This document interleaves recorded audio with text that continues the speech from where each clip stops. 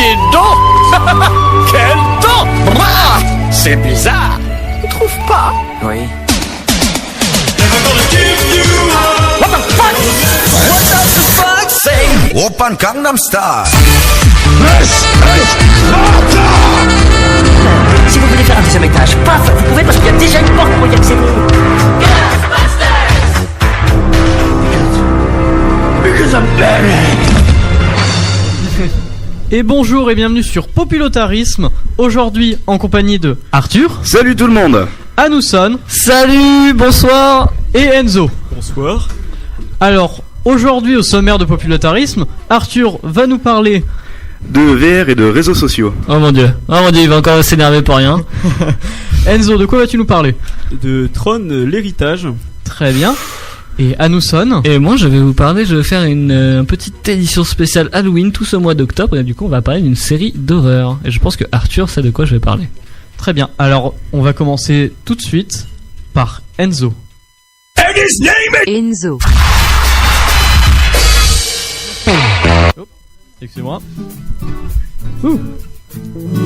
Alors il y a Nathan qui balance des génériques au Ouais, c'est ça, wow. Ce professionnalisme, c'est incroyable. C'est encore un pilote. Voilà, c'est encore 5ème émission, toujours un pilote. 5ème partie. On est sur la première des 5ème édition. C'est ça. C'est ça. Exactement. Il est super.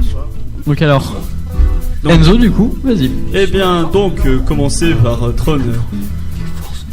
Ah, on continue. Tron Legacy, réalisé par Joseph Kosinski, produit par Walt Disney Pictures. Donc, ce film est sorti en 2010, 17 décembre pour les sorties Royaume-Uni et États-Unis, et est sorti le 9 février 2011 pour en France, tout simple. Pour en France, merci Enzo, ça fait plaisir. Le bon Ouais, français. je sais, je suis. Toujours un point sur toutes ces informations. C'est exactement ça. Alors, tac. Donc le film commence en 89 avec Kevin Flynn, le héros du tout premier Tron. Donc oui, c'est la suite de tout premier Tron. Sorti en 86 ou 85 si je dis pas de bêtises. Oui, j'ai pas vérifié spécialement. Donc Kevin Flynn qui à la base est développeur et aussi le patron de Encom International, qui développe en gros logiciel Tron et tout le bazar. Donc c'est juste une scène où on le retrouve avec son fils Sam Flynn juste avant qu'on apprenne qu'il disparaisse, tout simple jusque là.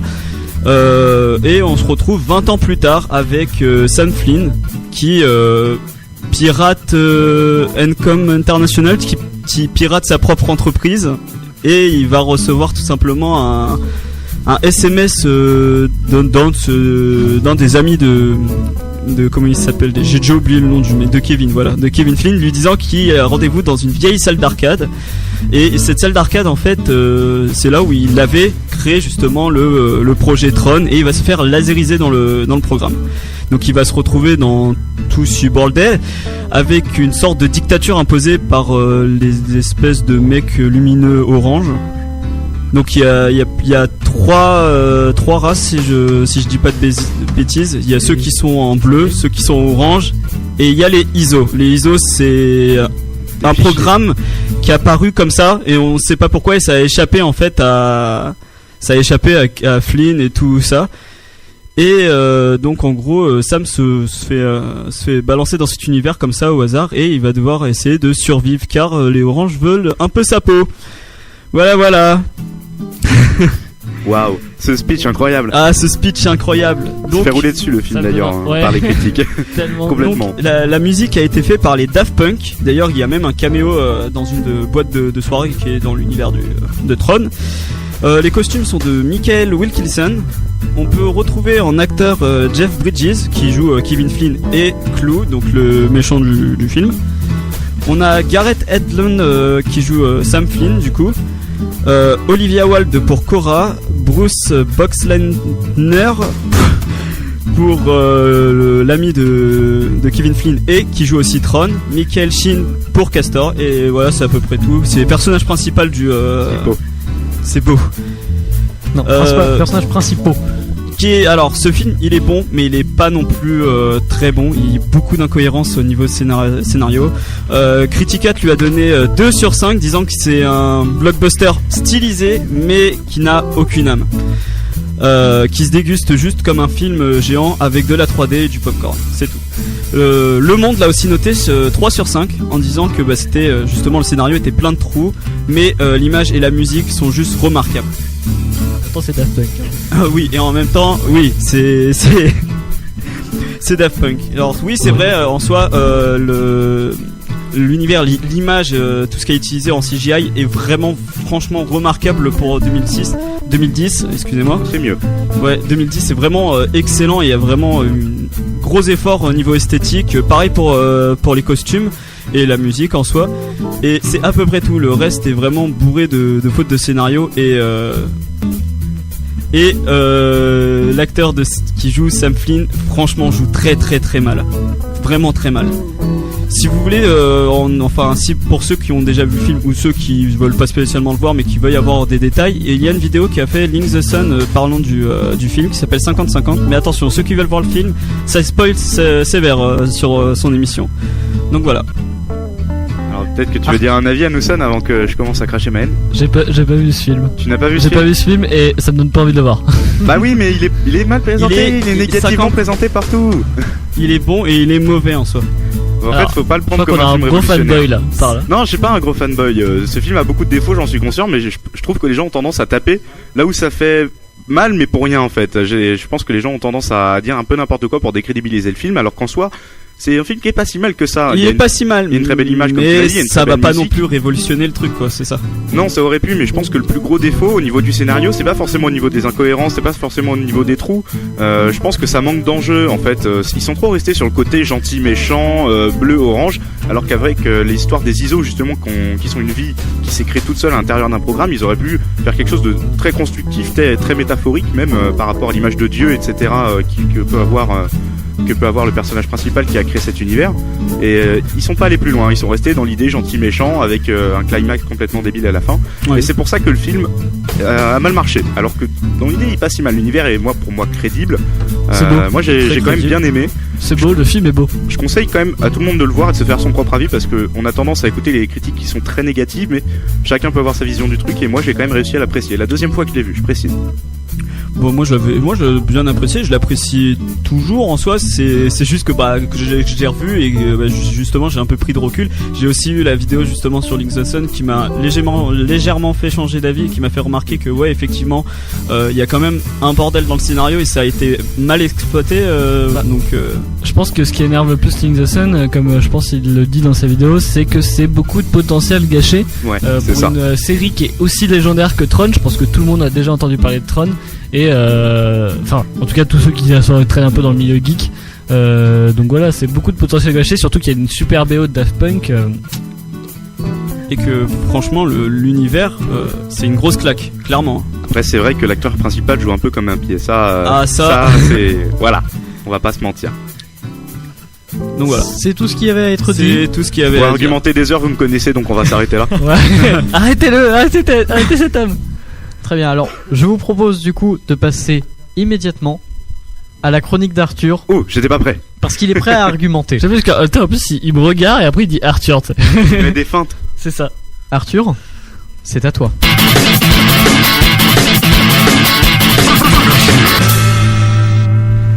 Vous allez peut-être être surpris, mais aujourd'hui je vais pas cracher ma haine, mais je vais soulever un petit débat. Parce que j'en ai marre de m'énerver surtout. Non, c'est une vraie question qu'on peut se poser ces derniers temps par rapport à la VR. C'est la VR qui va arriver chez nous dans quelques temps. Hier est sorti officiellement le casque de Sony, donc la VR est vraiment accessible à tout le monde, on va dire, à partir d'aujourd'hui. Et Mark Zuckerberg, qui est un grand partisan de la VR, a racheté l'entreprise Oculus, qui produit l'Oculus Rift, donc le premier casque de VR qui avait été commercialisé au grand public, entre guillemets. Ah, donc il a présenté la semaine dernière une keynote, donc une conférence. Je sais pas si vous l'avez vu, quelqu'un l'a vu ici, à Nusson ? Pas du tout. Non. Non du tout. Alors vous pouvez la trouver en VostFR si vous parlez pas anglais, mais c'est très intéressant. En gros, il présente le nouveau projet de Facebook par rapport à la VR, et c'est un projet qui est à la fois hallucinant et dérangeant. Dans le sens où pendant une dizaine de minutes, il y a Mark Zuckerberg qui est comme ça avec un casque, on voit la retranscription en direct de ce qu'il voit, et en fait il voit des gens qui sont pas réellement là, mais qui sont autre part avec un casque VR. Ah non, c'est chelou. Et il voit leur avatar. Et il peut discuter avec eux, et l'Oculus est capable de reconnaître les expressions faciales, ou en tout cas de les retranscrire via l'avatar. Il retranscrit des avatars qui sont vraiment fidèles. Ça reste du cartoon, mais c'est très fidèle au niveau des mouvements, au niveau du visage, au niveau personnalisation, on peut tout faire. Et il se présente vraiment dans ce monde où tu peux jouer aux échecs avec quelqu'un via la réalité virtuelle. Robocop. Et alors ça fait beaucoup de débats sur internet, parce qu'il y a tous les gens qui disent ouais c'est génial, bientôt on sera dans des mondes complètement virtuels, et je suis un peu d'accord sur ce point, parce que c'est mine de rien un rêve de gosse qu'on a plus ou moins tous, de pouvoir se balader dans un monde virtuel, en tout cas interagir avec des personnes qui ne sont pas réellement là. Et les gens qui trouvent que c'est révoltant, dans le sens où on va tous être dépendants de ça, la virtualité, faut que ça ait des limites. Des droits pour les robots, ils ont des sentiments comme nous. Alors petite parenthèse, un futurologue, j'ai oublié son nom, a prédit que les premiers droits pour les robots seraient inscrits dans un code pénal d'ici une vingtaine d'années, plus trentaine peut-être. Okay. Moi j'ai une question par rapport à cette conférence. Est-ce qu'on peut avoir une petite amie virtuelle du coup? C'est une question que beaucoup de personnes se posent. Alors moi la question que je me poserais plus à ta place, c'est est-ce que l'avatar avec lequel tu es en train de parler est réellement une fille ou un garçon derrière? Ah mais après c'est la même question qu'on se posait quand MSN est arrivé. C'est pas faux. C'est pas faux. Voilà, à nous sonne à trancher, je me donne des coups de micro, c'est pas mal. 20 points pour Gryffondor. 20 points pour Gryffondor, nickel. Et donc moi j'ai trouvé ça vraiment génial. Je vous conseille vraiment de regarder. Je vous montrerai après, on postera ça sur le Facebook. J'essaierai de vous trouver un lien en sous-titré français, parce que pour moi c'est vraiment la prochaine révolution. Mark Zuckerberg est très enthousiaste par rapport à ça. Et forcément, vu que ça fonctionne avec Facebook, il y a des fonctionnalités qui sont présentes au niveau du partage, etc. À un moment, donc il est en train de jouer aux échecs avec un mec dans les locaux de Facebook, mais ils sont pas vraiment dans les locaux de Facebook. Il y a son pote qui dessine un sabre dans les airs avec un feutre, ensuite il le prend. Et puis là, il reçoit un appel de sa femme, en vrai, avec un FaceTime Facebook, et il va y répondre directement dans la réalité virtuelle. Comme s'il tenait un téléphone, mais virtuel. Et elle va le recevoir en cartoon. C'est-à-dire qu'elle va voir son image en cartoon avec le décor qui n'est pas réel. C'est très étrange. C'est très étrange. C'est super creepy en fait. C'est très perturbant quand tu vois la vidéo. Mais d'un côté, c'est tellement bien fait qu'on a vraiment envie de tester. Et moi je suis vraiment curieux par rapport à ça. Genre tu me réponds en FaceTime en cartoon, je raccroche quoi. Genre. Oh mon dieu. L'idée est bizarre, et c'est vrai que du coup on peut comprendre les personnes qui disent mais bientôt on va juste faire que ça en fait, parce que ça va être une des dérives en fait. Il y a des gens qui vont vraiment juste garder leur Oculus sur le visage pendant toute la journée et puis se balader dans leur maison quoi. Je suis vraiment pas d'accord, je pense que ça va rester on n'est pas assez développé pour pouvoir littéralement vivre ta vie virtuelle. Après c'est comme tout, les gens vont pas, il y a forcément des gens qui vont y passer beaucoup de temps, comme il y a des gens qui passent toute la journée à jouer à la pétanque. C'est genre et ils s'y connaissent. Et ils s'y connaissent. Et après ils cassent des iPhones avec des boules de pétanque. Enfin, tu sais. Exactement. Voilà. Je pense que c'est l'émission de la semaine d'avant. Voilà. On peut pas empêcher l'extrême. Après, je pense pas que tout le monde sera avec un casque d'Oculus. Sans parler aussi qu'il y a le délire avec la motion sickness derrière. Oui. Il y a pas tout le monde qui peut utiliser un Oculus. Voilà. Tout le monde ne peut pas l'utiliser, enfin, de manière prolongée. Après moi ce que je trouve ça assez cool, c'est l'avancée médicale que ça peut avoir. C'est-à-dire qu'il y a des gens qui par exemple ne peuvent pas marcher, qui peuvent avoir une espèce d'impression de marcher, qui peuvent découvrir des nouveaux mondes et qui peuvent faire beaucoup plus que qu'ils ne peuvent faire dans leur lit de malade justement. Et ça c'est assez intéressant je trouve. Pour rebondir sur ce que tu dis, on a aussi le fait, il faut savoir que pour soigner certaines maladies, il y a que certains pays qui peuvent s'en occuper. C'est encore un souci parce que certaines technologies même se développent pas dans un même pays partout. Et c'est vrai que ça permettrait aussi à des personnes de avoir au moins un contact avec leur famille autre que l'appel téléphone ou le Skype quoi. C'est vrai, mais bon, après le cartoon ça fait peur. Franchement ça fait peur. Oui. Ouais, je vous montrerai la vidéo, ça fait vraiment très peur. Surtout quand tu vois les expressions du visage qu'ils ont, c'est un peu bizarre. Enfin bref, je tenais vraiment à parler de ça avec vous parce que c'est un sujet qui pour moi devrait faire plus l'actualité. On en a très peu parlé sur Facebook étonnamment, alors que c'est quand même Mark Zuckerberg qui présente le truc. On en a très peu parlé dans les médias, alors que c'est vraiment pour moi la prochaine étape de la virtualisation numérique du monde, alors avec un terme très très grossier. Oh ouais, technique quoi. Oh là là. Pour finir comme dans Wall-E. On va tous être gros dans des sièges qui volent, c'est bien. Donc je pense que j'ai fait un peu le tour de cette petite chronique. Je cacherai ma aide la prochaine fois, vous inquiétez pas, je trouverai bien sur quoi m'énerver. Avec tout ce qui se passe en ce moment, ça devrait pas être trop compliqué. Et je vais laisser la parole à Nathan. Bisous tout le monde. Alors du coup, une fois de plus, il va être temps d'entendre la nouvelle virgule. Est-ce que vous vous sentez prêt ou est-ce que vous voulez qu'on le fasse pour la virgule Je me sens prêt. La virgule de génie qu'a fait Loïc. La virgule de génie, donc, qui est pour Anouson. Anouson aujourd'hui, donc, qui va nous parler de, rappelle-moi. Qui va vous parler de après la virgule. D'accord. Eh bien, on écoute tout de suite Anouson après la virgule.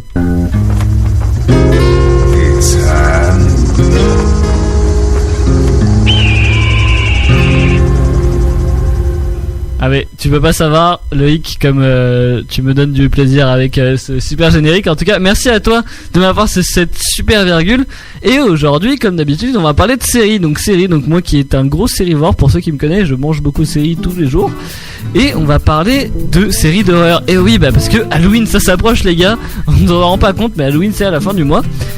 Et du coup, qu'est-ce que regarder dans ce mois dans ce mois d'octobre pour se faire un peu peur? Qu'est-ce qu'on va pouvoir regarder pour se faire peur? Et ben, on va commencer avec un classique. On va redéfinir un peu le genre de l'horreur et en commençant par une petite série que beaucoup de gens connaissent, je pense, parmi nous, Scream. Scream, qui est une série, qui est un film, une série de films déjà qui est sortie déjà il y a une bonne dizaine d'années, donc créé à la base par Wes Craven. RIP d'ailleurs. RIP à lui d'ailleurs, mais qui est un grand génie. Et en fait, Scream est un slasher basique. Donc en fait, c'était le principe du slasher, c'est souvent des adolescents entre 16 à 25 ans qui sont dans un endroit propre et qui sont découpés par un maniaque. Et Scream c'était la déconstruction de ce principe là, donc c'est à dire qu'ils vont le tourner un peu ridicule mais tout en restant assez sérieux. Du coup ça donnait le premier Scream qui a autant bien marché sur la plupart des gens. La plupart des gens connaissent du coup Scream, Scream 1 comme ce film là. Donc ce qui était bien avec Scream 1 c'est que il était abordable par un public plus connaisseur de films, c'est-à-dire qu'il y avait tout cet aspect de déconstruction, pour ceux qui savent un peu près ce que c'est, il y avait tout cet aspect de déconstruction qui était intéressant, mais il y avait tout l'aspect slasher qui était fun, drôle et facile à regarder, et c'est comme ça que c'est marché. Après, derrière, ça s'est un peu perdu et c'est plus parti sur le côté fun. Mais alors du coup, qu'est-ce que donne cette série Scream qui est sortie en 2016, donc en 2016, je dis peut-être une bêtise, non, 2015. 30 juin 2015, toujours en production parce qu'il y a une saison 3 est en production. Qui a été annoncée Yes. Récemment. Et du coup oui, donc convertir le mythique Scream en série. Et bien on va voir tout de suite ce que ça donne. Alors c'est créé produit par MTV, donc écrit par plusieurs personnes, donc je vais pas citer tous les noms parce que honnêtement on s'en fout. La musique est quand même de Jeremy Zuckerman qui a fait pas mal de musique de films. Je pourrais pas citer comme ça, mais c'est toujours des gros blockbusters avec des noms genre c'est lui qui a fait la musique de la Maison Blanche qui brûle là. Je les appelle le nom du film, mais il y a des films de la Maison Blanche qui brûle par des Coréens. Bref, il a fait cette musique là qui était cool. Donc voilà, musique de Jeremy Zuckerman, donc à noter. Donc il y a actuellement 2 saisons de 22 épisodes chacun avec 42 minutes à chaque fois, à peu près en moyenne, un peu moins, un peu plus des fois. Donc en France elle est interdite au moins de 12 ans, faut le savoir, alors qu'aux États-Unis elle est interdite au moins de 18 ans. Ce qui est assez étrange. C'est souvent le cas avec la pour savoir, pour ceux que ça intéresse de mater cette série, c'est une série qui est un peu gore quand même, donc voilà. On va tout de suite parler de la série peut-être plus intéressante. Donc voilà, la série Scream ça reprend le concept d'un slasher.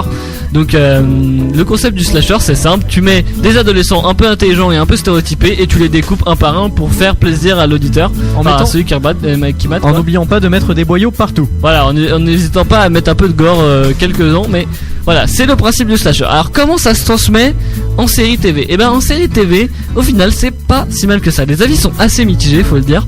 Mais ça a quand même été plutôt bien reçu. Donc voilà, on a quand même des acteurs qui sont assez compétents, je trouve quand même des acteurs qui jouent assez bien, après pas mal de gens en critique, mais voilà, on a des bons acteurs. On a un scénario qui tient entre guillemets la route. Il y a pas mal de failles scénaristiques, comme par exemple le rôle de la blogueuse qui est là pour faire des podcasts sur les serial killers, qui ne tient pas beaucoup la route au final, parce que une fille qui se déplace de ville en ville pour faire des podcasts uniquement sur les serial killers et qui arrive à vivre de ça, on n'y croit pas trop. Mais en tout cas c'est intéressant. Enfin voilà, il y a pas mal de failles scénaristiques comme ça, il y a quelques trucs qui fait tiquer. Et encore une fois, il y a ce problème-là de personnages stéréotypés. Donc ça, c'est le problème du slasher, et notamment de cette série Scream. Et c'est là où je vais vraiment appuyer sur ça. C'est que dans un slasher, les personnages sont stéréotypés. Le problème, c'est que dans Scream, qu'est-ce qui était cool, c'était que ces personnages étaient stéréotypés et qu'ils étaient vraiment tournés au ridicule. C'est-à-dire qu'ils étaient stéréotypés et que dans les slashers, c'était ça qui était drôle. Et dans Scream, c'est ça que les gens, pourquoi ils regardaient Scream, et parce que c'était drôle, qu'ils étaient stéréotypés et qu'ils étaient vraiment débiles. Du coup, ils faisaient des trucs débiles de films d'horreur. C'était ça qui avait fait marcher Scream. Et là, dans cette série, oui, les personnages sont stéréotypés, mais ils sont pas tournés au ridicule, ils sont pris au sérieux. Et il y a cette espèce de moment où t'as l'impression que les auteurs, ils veulent mettre des espèces de stéréotypes, mais ils y arrivent pas vraiment. Et il y a ces moments là où tu dis non, ils sont vraiment au sérieux. Et il y a une réelle, c'est là où on voit que les séries ont un problème avec ça, c'est que le fait d'avoir plusieurs écrivains, ils ont pas forcément la même mentalité quand ils écrivent l'épisode. Et il y a des gros problèmes. Par exemple, je pense à la mort d'une personne. À un moment, la personne est en train de mourir, elle a son téléphone à la main, et la dernière chose qu'elle pense à faire, ce qui est très drôle, c'est d'envoyer « Oh, je vois les étoiles ». Ouais, mais non, tu dis pas ça, tu dis que t'es en train de mourir sur le toit. Et il y a plein d'autres réactions qui sont super logiques. Par exemple, du personnage principal, pas le personnage principal, mais un des personnages principaux qui est très intelligent et qui parle souvent, qui est très intelligent, qui parle beaucoup de serial killer. Mais par contre, lui, il a toujours des réactions super intelligentes, et à côté, mais il y a des gens qui sont totalement cons. Et c'est vraiment, ça fait vraiment un contraste, et c'est dommage. On va passer tout de suite à un autre partie qui a pas mal déplu aux gens. C'est que là aussi, on commence à voir les défauts des séries aujourd'hui. C'est que la série n'est plus à but artistique, mais à but lucratif, c'est-à-dire à but d'être un produit. Et c'est là où on voit le problème, c'est que par exemple pendant un épisode, il y a un épisode où Emma, un des personnages, reçoit un appel anonyme, et il y a un truc qui apparaît avec un hashtag Who did call Emma, donc qui a appelé Emma, en mode vas-y tous, allez tous sur Twitter et allez tous mettre le hashtag, en mode vas-y faites le buzz. Et c'est un problème, parce que du coup ça fait que ça enlève toute cette partie artistique que peut avoir les séries, que peut avoir les films, donc toutes les mises en scène, tout ça. Et du coup, ça remplace par quoi parce que c'est un simple produit, et on devait faire ça pour faire du chiffre. Et c'est dommage parce que Scream, c'est bourré de plein d'idées. C'est une série mythique, enfin c'est une série de films mythiques transmis en série, et c'est dommage que ça finisse comme ça. Après, la série a plein de bons avantages, et moi je vous conseille carrément d'aller la mater, surtout elle a assez de bons moments. Elle a de bons moments vraiment assez honorables. Donc ouais, voilà, c'est ça pour mon avis. En tout cas, moi je vous le conseille de mater si vous ennuyez et que vous êtes fan d'horreur, fan de Scream, pourquoi pas. Franchement, c'est un watch, pas forcément le must watch ever, mais c'est un watch. Arthur, oui. Alors, je suis entièrement d'accord avec toi sur pas mal de choses, mais après, faut pas oublier que c'est une série qui est produite par MTV, comme tu l'as dit, donc c'est censé parler aux jeunes, et c'est censé justement les mettre dans ce cadre de ces personnages sont comme vous allez les aimer. C'est ce qui peut causer un peu la défaillance de la série, mais d'un côté, c'est ce qui a causé son succès aux États-Unis notamment. Oui. Juste pour préciser aussi, un gros point fort, et ça on le voit de moins en moins dans les séries qui aiment bien parler des trucs vieux, mais de Scream se passe aujourd'hui. Et justement là où Scream arrive à briller, c'est qu'ils arrivent à retransmettre la technologie d'aujourd'hui vraiment bien. C'est-à-dire que tout ce qui va se passer, ça rend la scène crêpe. C'est-à-dire que par exemple il y a quelqu'un qui va se faire tuer, et ils vont en parler sur Facebook, ils vont en parler sur Twitter, ils vont s'envoyer des messages, et tout ça c'est super bien retranscrit. C'est-à-dire qu'ils sont tout le temps connectés, comme nous on peut l'être aujourd'hui, comme vous l'êtes, et comme une personne normale d'aujourd'hui le serait. Et ça c'est vraiment bien fait, et c'est vraiment astucieux de leur part. Alors je vois le futur, et je vois que dans 20 ans cette série Scream continuera, et il tuera des gens dans la réalité virtuelle dans leur forme cartoon. Ah mon dieu, je n'en dis pas plus. Via FaceTime. Via FaceTime, exactement. En tout cas, c'est une série vraiment très intéressante. Faut noter qu'elle a gagné 3 Teen Choice Awards, donc qui se passe aux États-Unis. Donc c'est un jury d'adolescents dont on ne connaît pas du tout la présistance, mais c'est des adolescents qui votent pour ça. Faut savoir. Donc meilleure actrice de série pour Willa Firzal, donc qui joue dedans. Meilleure voleuse de scène pour Bella Thorne, qui est aussi une actrice, et meilleure série télévisée de l'été pour Scream. Donc voilà, des petits prix qui font toujours plaisir à avoir. Et du coup saison 3 qui arrive, donc n'hésitez pas à mater, c'est disponible sur Netflix, c'est disponible sur MTV à certaines heures, mais je ne sais pas vraiment comment ça se passe en France. En tout cas moi je vous le conseille, on se retrouve la semaine prochaine pour une autre série d'horreur. Du coup on va continuer, et je ne dirai pas quoi, mais je pense que pas mal de gens la connaissent ici aussi. Eh bien, il va être l'heure de nous séparer les enfants. Déjà une émission qui aurait été un peu plus courte que d'habitude, hélas. Synthétisée, c'est pour ça. Mais c'est pas grave, parce que la semaine prochaine on se retrouvera sûrement pour une autre émission qui va sûrement très bien se passer, et on va sûrement tous être très heureux, n'est-ce pas? On espère en tout cas. Ouais. Bon, je pense qu'on est un peu tous hype là déjà. Voilà, Alors, tous je hype, on sens est tous que prêts pour la hype prochaine émission. est déjà beaucoup trop présente. Merci d'être là les gars. Oui. C'est cool. Merci C'est de cool nous avoir écoutés. Ça fait plaisir. Hein. Toujours. On vous propose de nous écouter à nouveau la semaine prochaine. Mhm. Passer un bon moment tous ensemble, hein, 30 bonnes minutes comme d'habitude. Sur YouTube. Alors vous pouvez, voilà, c'est le moment où je fais mon placement de produit. Allez, on t'attend, Nilsson. Vous pouvez trouver la page Facebook Guild Network sur Facebook. Vous pouvez trouver la page YouTube sur YouTube Guild Network pareil. Vous pouvez trouver la page Twitter Guild Network toujours pareil. Wow. C'est génial. Donc vous tapez JND Network et là vous nous Pas trouvez sur donc- YouTube. Si. YouTube, c'est seulement JND. Ah, JND, bah, Oh. seulement juste Guild sur YouTube, qui réunit le comité Game Radio, donc Game Radio et Populatarisme, donc Populatarisme à cette heure-là, Game Radio le soir, le jeudi soir, mais qui est disponible sur le YouTube. Du coup, tous les replays sont disponibles. Merci Nathan. Merci à Loïc d'avoir fait toutes les musiques de fond et d'avoir fait les virgules. Tu gères. Si merde. Je vous propose d'ailleurs 15 secondes de musique de fond. Non, cassez le silence. Ah, Faut meubler, Ikea, chaise, table, vite. le buste-feu. Donc du coup, je vous propose de nous dire au revoir. On va se Et quitter là. à la semaine prochaine. N'hésitez pas à laisser vos commentaires quelque Bisous. part. Bisous, bisous. Bisous bisous tout le monde.